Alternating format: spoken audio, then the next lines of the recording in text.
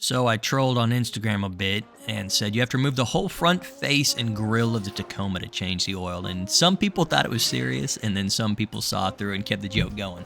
But long story short, as my wife would always say, even some clickbait website made an article about it saying, you got to remove the front of the Tacoma just to change the oil. Like, the amount of BS clickbait that goes around with the fourth gen. There's whole YouTube channels dedicated to just BS because it sells so much. It's hilarious. So I'm going to troll that a little longer probably. But let me tell you actually how difficult it is to work on the fourth gen Tacoma. Let's go through item by item.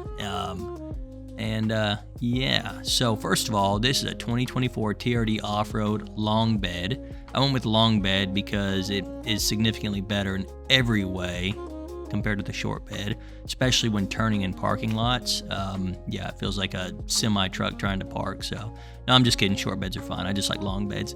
So, step one, one of the biggest advantages. See those drum brakes? No, you don't, because they're not drum brakes anymore. We have disc brakes in the rear. Amen. Toyota's not giving us drum brakes in the rear anymore. It's probably old news to everyone. Everyone's known that for a while now. But let's keep walking around the truck and talking about the various parts. If you're wondering about the color, this is bronze oxide. I had to wait a pretty minute to find a long bed in bronze oxide in the TRD off-road trim and had to get this thing shipped all the way from Wyoming to upstate New York for me. So let's look under the hood.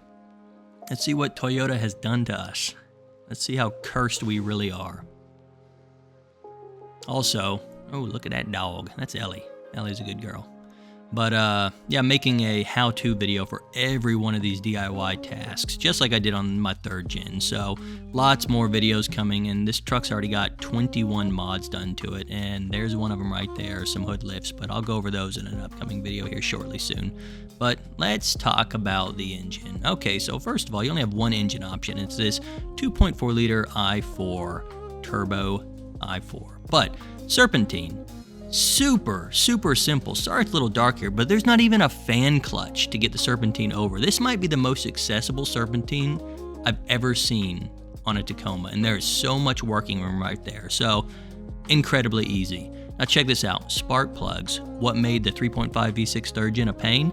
They are right there, as any i4 really should be, but they are right there on the top, lined up, easy to go. Don't got to remove nothing. I've already pulled one just to check it out. Okay.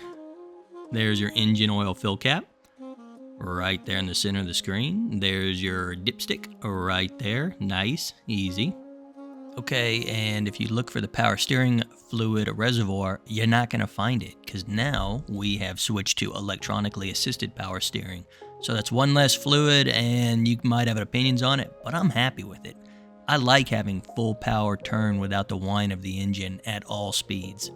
Okay, brake fluid reservoir, right there accessible like all Tacomas and really most vehicles. Engine oil change, we're back to a spin-on filter, and it's right in your face, right under your hand, easy to get to. Even with armor, which I now have on, I can access it from the side, no problem, and I'll drip it right into a cup, which I'll show you in a second. Transfer case, where it should be simple, drain and fill. Transmission, right there, easy, just like previous gens. Rear differential, completely accessible. I've already changed the fluid on video for you.